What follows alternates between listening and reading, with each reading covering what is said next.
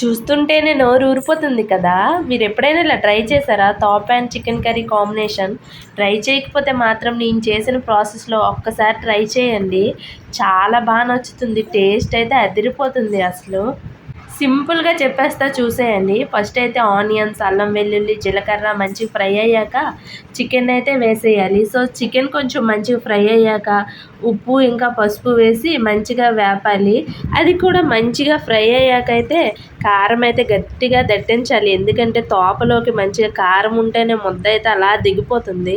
So, కారం కూడా వేశాక ఆ చికెన్‌లో మంచిగా వాటర్ అంతా బయటకొచ్చి మంచిగా మగ్గిన తర్వాత అయితే కొంచెం నీరైతే వేసుకోవాలి.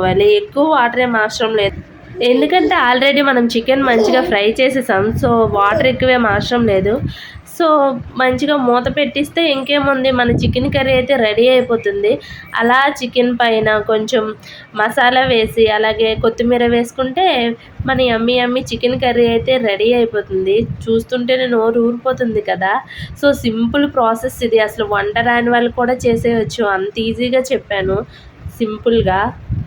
నెక్స్ట్ అయితే మన తోప ఎలా చేయాలో చూసేద్దామా? ఫస్ట్ అయితే నార్మల్‌గా అన్నం బాయిల్ చేసుకుంటాం కదా! సో, అలా బియ్యాన్ని అయితే ఇలా బాయిల్ చేసుకోవాలి.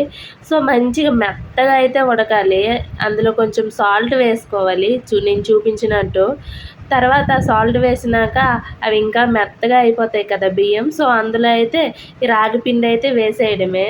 మంచిగా కలుపుకోవాలి ఈ పిండి వేసేటప్పుడైతే, లేదంటే గడ్డల్లా కట్టేస్తాయి. సో, చూసారా, నేనైతే పప్పు గుత్తితో అయితే మంచిగా కలిపేశాను. సో, మన వేడి వేడి తోపైతే రెడీ అయిపోయింది. సో, అలా దాన్ని తీసుకొని కొంచెం నీటితో అయితే తడి చేసుకుంటూ ఉండలా చేసి ఒక ప్లేట్లో వేసుకొని దానికి మధ్యలో హోల్ పెట్టి, సో, నెయ్యి అయితే మంచిగా వేసుకొని మధ్యలో ఒక ముక్క పెట్టి ఆ చికెన్ గ్రేవీ అంతా దానిపైన వేసుకుంటే అబ్బబ్బబ్బా! చూస్తేనే తినేయాలనిపిస్తుంది కదా!